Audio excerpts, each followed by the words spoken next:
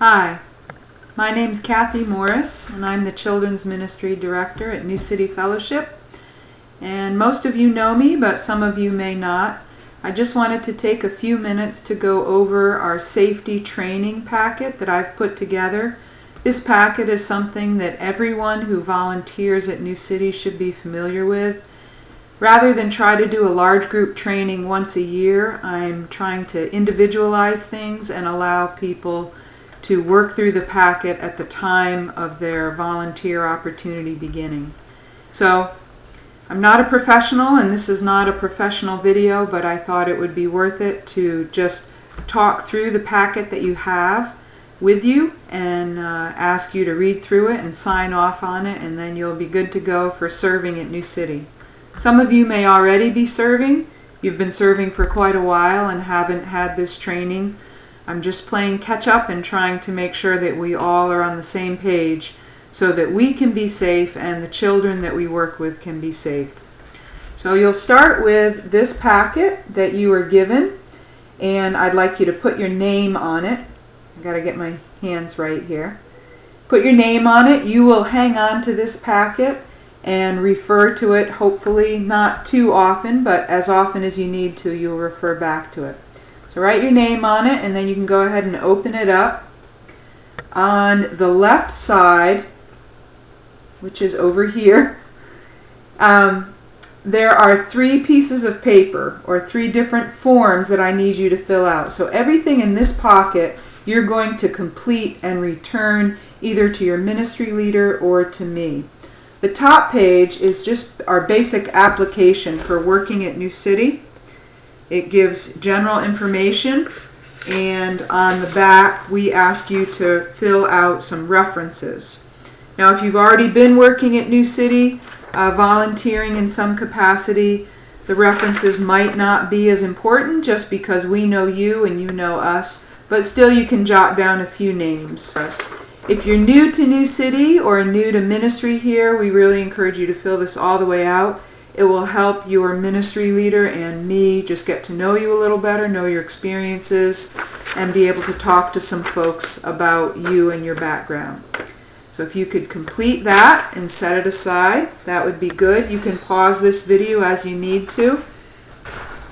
The next thing you'll be completing is a background check. If you are 18 or older, this background check is very important. It's a critical part of just being sure that we're safe and the children that we're working with are safe. The first few pages are information about your rights and getting a background check and whatnot. It's a lot of fine print. You're welcome to read through that and hang on to that. The only part I really need back is the last page, and that's where you complete information, your social security number, your birth date, your full name, all that sort of information. This page needs to be returned to me or to your ministry leader, and I will complete the background check. The results of your background check are confidential. I'm the only one that looks at that report that is generated, and you are also welcome to get a copy of that report if you would like it. So that's an important part of what we do here at New City as far as keeping everyone safe. So complete that page, return it to me or your ministry leader. And then this last page is the worker agreement. And what that means is this is basically your checklist for working through the packet that we're going to talk about in a few minutes. And as you read or complete each part of the packet, you can just check off as you go along. And then at the bottom, you'll sign it. This just helps us know for sure that you really took this seriously and you read through everything. So the first 2, if you've already completed your application and your background check, you can already check off those first 2 boxes. But keep this page handy as we go through the rest of the packet, and you can check things off as you read them, and then you'll complete this, sign it, and hand it in to your ministry leader or to me. So now we're ready to start working through the packet itself. Again, you will keep this packet. This will be something for you to refer back to. It's important that you read through all these pages. I know it's a lot of words and not all that interesting, but it really will help us stay safe at New City. So this first 2 pages is called the Code of Conduct. And basically that means this is how New City volunteers need to behave, especially when they're working with children. There's all sorts of different information about 2 adult rule, 2 people in the room at all times with children, what's appropriate touch, appropriate behavior, appropriate words to use with children, discipline policies that we have, the use of technology like cell phones and YouTube and whatnot. Bathroom use, that's a very important time. If children are in the bathroom, we want to be safe and upfront and correct in how we carry out that sort of stuff. There's a few things specific to middle and high school children. There's a few things specific to the nursery. You don't have to read those if it doesn't apply to you. So I would like you to pause and just take a few minutes and read through this information, just the first 2 pages. It's the front and back of one page and then one side of the next page. Just take a minute, read through that Code of Conduct. If you have any questions or comments, you can jot them in the margin and ask your ministry leader or give me a call or a text. I'd be glad to answer any questions you have about this.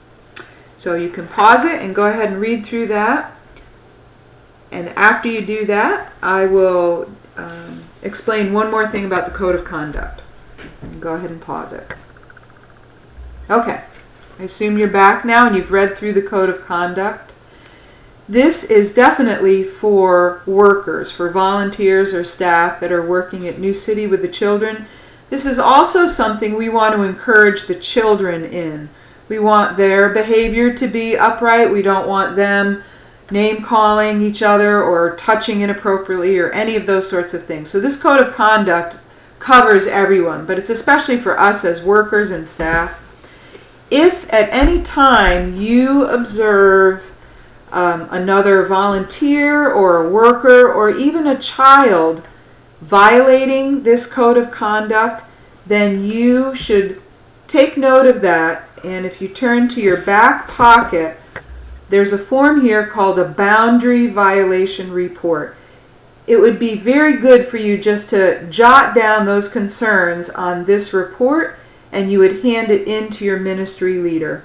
What this does, it allows you in sort of an anonymous fashion and to write down any concerns you may have about other workers or maybe parents who are in the room or other children that are acting inappropriately. It just gives you a chance to collect your thoughts, put it on paper, and hand it into your ministry leader. And then your ministry leader can take that, and if he or she thinks it would be appropriate to address something, then they will. The most important aspect of keeping our children safe is not the background check, it's not the application, it's really you as you interact with the children and with the other workers. It's you keeping your eyes open, being aware and sensitive to any issues or concerns or red flags. And so knowing the Code of Conduct and then being willing just to jot down any concerns you might have if something happens, that's very important, and it goes a long way towards just helping us all be safe. And it helps us keep the children safe, but it also protects us against any accusations that children may make. Sometimes that happens. Kids make up things or they exaggerate stories. So it's just very good for you to be familiar with the Code of Conduct, abide by it, encourage other workers to abide by it, and to report anything that comes up that you might have a concern about. It's better to say something and then it really not be anything that we have to address. Better to do that than to see something and not report it and then it should have been addressed. I think you know what I mean. So, after you read the Code of Conduct, you can go to your worker agreement and check off now that you've read the Code of Conduct. And then we'll go to the next part in your packet. This next part is called New City Fellowship Reporting Procedures for physical, sexual, and emotional abuse. This is kind of the heavy-duty part of working with children. We hope this will never be an issue for us, but we have to be ready for it in case it is. New City has a policy that we ask you, if you witness something or if you hear a child share something, anything along that line, you need to, first of all, consider reporting the incident or what was shared with you to the state of Tennessee.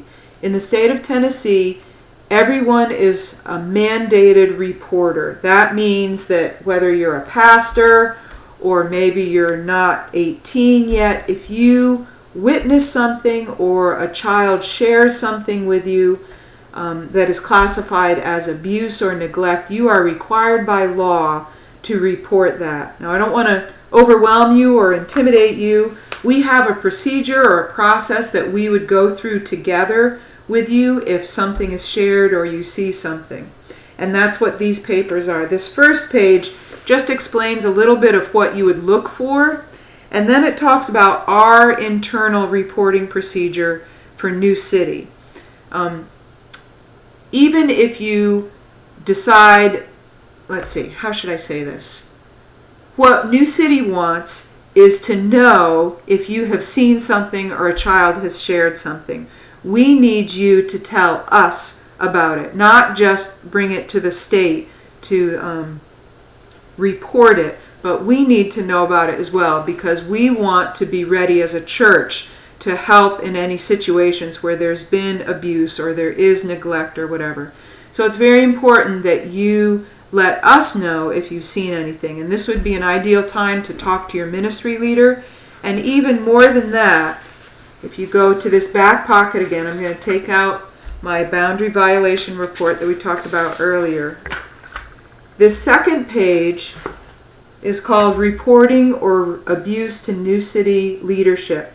It's very important if you see something or a child shares something with you, or you suspect something, you see bruises or odd behavior in a child, we'll go over that in a minute, then you should complete this form or take this form to your ministry leader and say, can we work through this together? I think I saw something, or so-and-so said something to me, or I witnessed an incident and I want to fill this out. What this will allow you to do is write down all your thoughts right away, and it will allow you to share it appropriately with the ministry leader, and then we have a record of what's gone on, and then from there the ministry leader can talk through the options with you of whether or not this would be a case to report to the authorities, or if it's not that bad, or if it's just something to keep an eye on, and go from there, maybe to talk to the family about. But your job is to keep your eyes open, and if you see anything that concerns you or hear anything that concerns you, to complete that form and take it to your ministry leader, and then together you can work through what to do. So this first page shares a little bit about talking to New City leadership. This next page I took right from the state of Tennessee. It's called the Tennessee Identification and Reporting Procedures. If after talking to your ministry leader it seems best that you report something, then this just answers some basic questions like, can I be anonymous, and what will be asked of me, and different things like that. It's sort of to help you know what's going to happen when you call, and to sort of set your mind at ease so you're not intimidated about calling or afraid to call. Sometimes it can seem a little overwhelming to report something.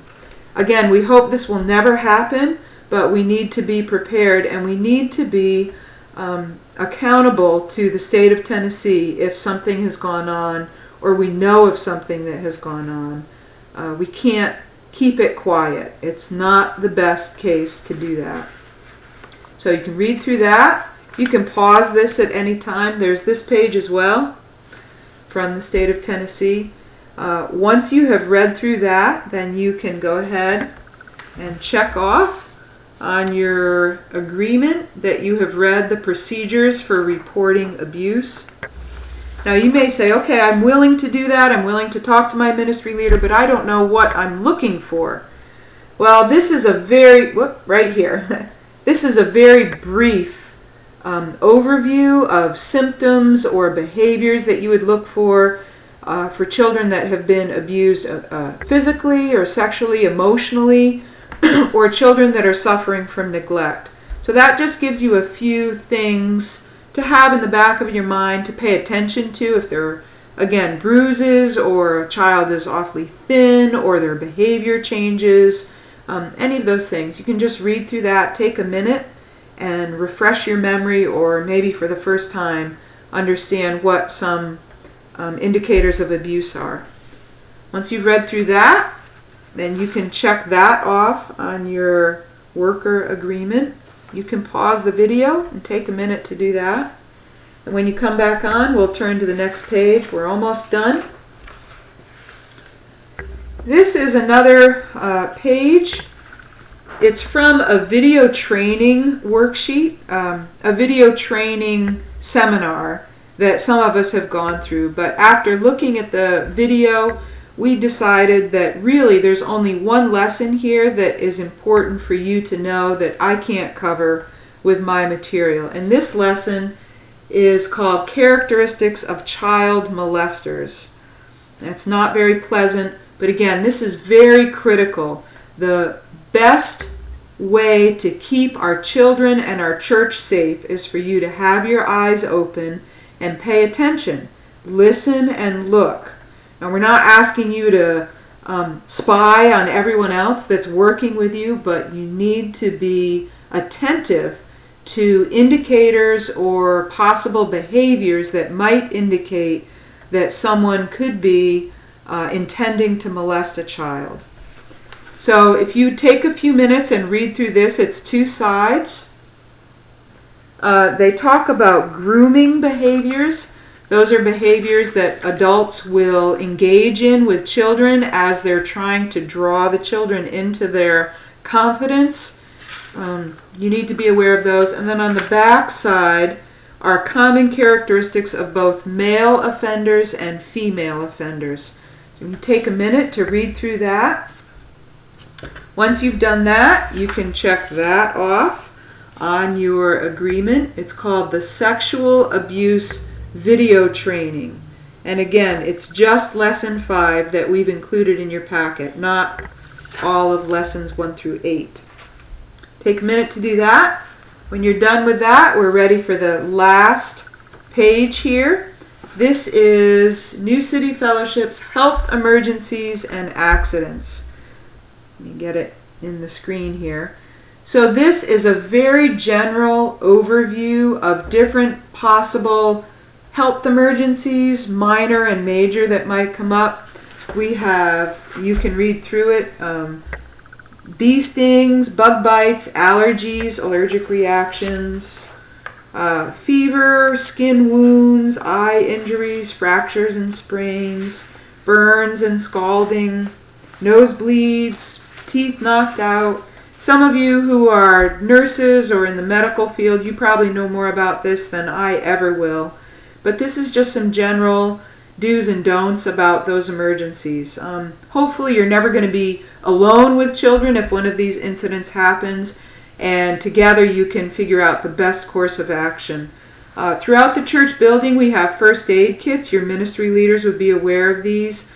So hopefully you'll never be caught short-handed as far as having Band-Aids or disinfectants or antibiotic ointment or things like that. So if you can read through that, that's quite a few pages, and I'm not expecting you to commit this to memory, but just jogs your memory.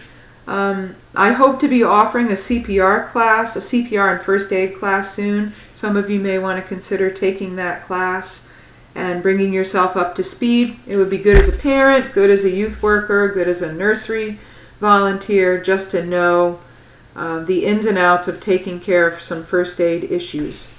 Along with that, if you'll turn to the back pocket again, I'm going to take out my abuse report. And this is the last report that you need to be aware of. This is an accident and incident report. And this is very important to have on hand. Your ministry leader should have extra copies of this somewhere. It's important for you to be aware that if there is an accident, if a child falls, bleeds, busts their head, anything along that line, I'm almost going to say no, nothing is too small to report. If you're sending a child home with a Band-Aid, you need to know why that Band-Aid went on there, and you want to be ready to tell the parent, oh, she fell, she poked herself with a pencil, 2 students bumped heads, whatever it is. This is a form that you would fill out and submit to your ministry leader. It just documents what happened, who was involved, what you did about it, and it's very good to present this to a parent and say, we just wanted you to know that Johnny fell down on the playground, he scraped his hand, we washed it out, we put a Band-Aid on it. Then just helps parents know that you're concerned and that you're attentive and that you responsible for their children. So keep this handy and make sure to fill it out if there's any kind of incident, whether it's small or large, any accident or incident. The last page in your manual here, it's on the back page of the health and accident form. This is emergency procedures, and this certainly could stand to be revised and updated and improved on, but this is a start. Occasionally we have tornado warnings here. This just gives you some general ideas about what to do in case of a tornado warning. There's also some information about intruder alerts and lockdown procedures, as well as fires. In the building, your ministry leader probably has a plan. We have exits and building maps posted in most of the Sunday school rooms and nursery rooms. We've just recently purchased a bullhorn that ministry leaders will have available to them as far as intruder alerts and sounding alarms. I plan on updating this information soon and would get it out to you. But again, that just gives you some things to think about and remember, and hopefully you'll never have to put them into action.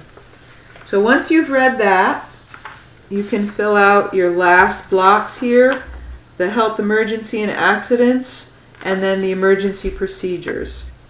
So hopefully by now, after you've gone through this video with me, you've read through all the information in the packet. You have filled out the forms that you need to return to me. You're aware of the report forms that you need to hang on to and use if necessary. And so now you can just sign. You print your name, sign it, put today's date, and just the ministry that you serve in. I have almost 100 of these, and I can't keep straight who works where. So if you could just fill out the ministry that you're involved in, that would be great. This form will be handed in to me or your ministry leader, along with those 2 forms you filled out at the beginning, your background check and your initial worker application. So these 3 things that are in that left pocket of your folder are going to be filled out and turned in. Everything else, you've got your name on it. You're going to keep this handy so you can review it from time to time. You're going to keep it handy in case you need to complete any of those reports that we went over. The boundary violation report, which has to do with the code of conduct, the abuse report in case you see anything or hear of anything, and then the accident report in case there's a minor or major accident or incident while you're on duty. So I hope that wasn't too long or too boring, but I felt it would be best to do the training this way. It's individual. You can take your time. You can do it at your leisure and fill everything out, read through everything, and then hand it back to me or to your ministry leader. Again, I'm Kathy Morris. My cell phone number is 423-702-1126. I'm happy to talk with you, or you can text me if you have any questions or concerns about the material. If you have any suggestions or input as to how to improve our safety training program, I would be more than happy to hear that from you. I'm not an expert in this. I've sort of self-educated myself in an attempt to upgrade and improve on our safety at New City. And again, the safety is not just for the children we work with, but also for the church, to protect us from false allegations or accusations that might come up.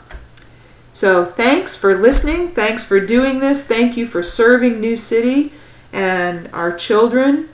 And I'll talk to you soon. Bye.